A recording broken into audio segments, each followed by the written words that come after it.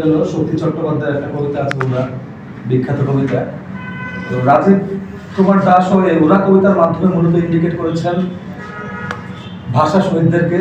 তো আমি পুরো কবিতাটা পড়ার পর যেটা দেখলাম, মূলত কবিতাটা একটি অন্তমিল আছে, এমন একটি কবিতা, প্রত্যেক লাইনে লাইনে অন্তমিল আছে, সুন্দর অন্তমিল এবং শব্দবিন্যাস সুন্দর ছিল। এবং এই কবিতায় শুধুমাত্র ভাষা শহীদরা এসেছে তা নয়, পুরো কবিতা পড়ার পর দেখলাম এখানে ভাষা শহীদ এবং মুক্তিযুদ্ধের কথা এসেছে, তাই তো? তাহলে কবি হয়তো সচেতনভাবে একই কবিতার মধ্যে ভাষা শহীদদেরকে এনেছেন, মুক্তিযুদ্ধের কথা এনেছেন। প্রথম আমরা যেই স্তবক সেখানে দেখলাম যে বলেছিল, খোকা মাগো তোমার জন্য আনবো নতুন দেশ, মায়ের ভাষা থাকবে অমর থাকবে না বিদ্বেষ।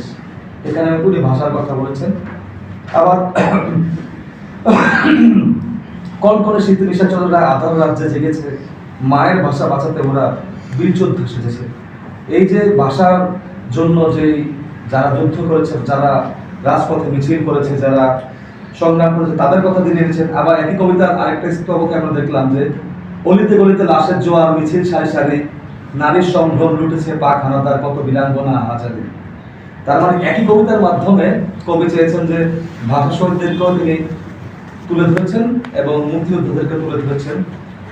তো কবিতার যে সারমর্ম হচ্ছে যে আমাদের ভাষার জন্য যেরকম একটা আন্দোলন হয়েছে, একটা ধারাবাহিক বা দীর্ঘ সময় আন্দোলনের পরে আমরা ভাষার স্বীকৃতি পাই, একইভাবে আমরা একটা স্বাধীন রাষ্ট্রের জন্য অনেক চড়াই উতরাই পার করে, অনেক জীবনের বিনিময়ে, অনেক ত্যাগের বিনিময়ে আমরা একটা স্বাধীন রাষ্ট্র পাই।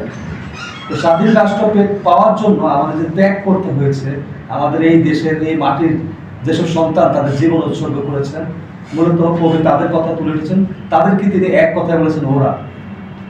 একদম শেষ স্তবক, শেষ স্টানজাতে আমরা দেখি, ভাষা এসেছে পতাকা আসেনি মায়ের খোকা, ভাষা এসেছে পতাকা, এসেছে পতাকা, ভাষা এসেছে পতাকা আসেনি মায়ের খোকা, ক্লান্ত চোখ পথ করে থাকে পেয়ে যদি যায় দেখা।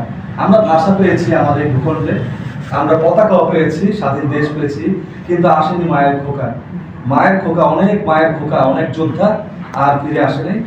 ক্লান্ত চোখ পড়ে থাকে যদি পেয়ে যায় দেখা, পেয়ে যায় যদি দেখা। অর্থাৎ মায়েরা এখন অপেক্ষায় থাকে যে তার খোকা যদি ফিরে আসে। খোলা জানালায় জেগেছে জননী আশার বুকটি ভরা, নিশিত রজনী কোনো এক প্রহরে হয়তো ফিরে এলো না।